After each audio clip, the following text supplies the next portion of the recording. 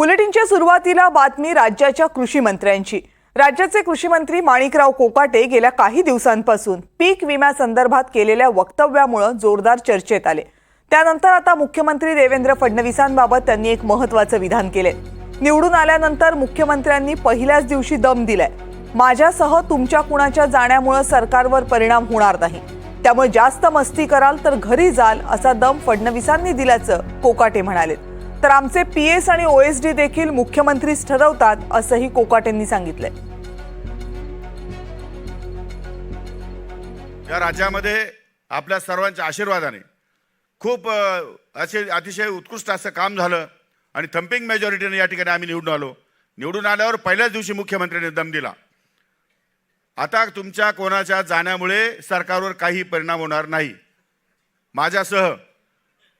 त्यामुळे जास्त मस्ती कराल तर घरी जाल। डिपार्टमेंटचं काम शिस्तीत लागलं पाहिजे। 100 दिवसाचा कार्यक्रम दिला।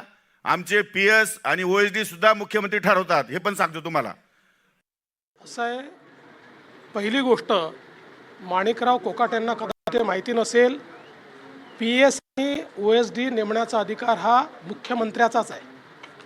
त्याचा प्रस्ताव मंत्री मुख्यमंत्र्याकडे पाठवतात आणि मुख्यमंत्री त्याच्यावर अंतिम निर्णय करतात। हे काही नव्याने होत नाही। मी कॅबिनेटमध्ये स्पष्टपणे सांगितलं होतं, तुम्हाला पाहिजे ती नावं पाठवा, पण त्या नावांमध्ये ज्यांची नावं फिक्सर म्हणून, ज्यांची नावं चुकीच्या कामामध्ये इन्व्हॉल्ड आहेत, त्यांना मी मान्यता देणार नाही।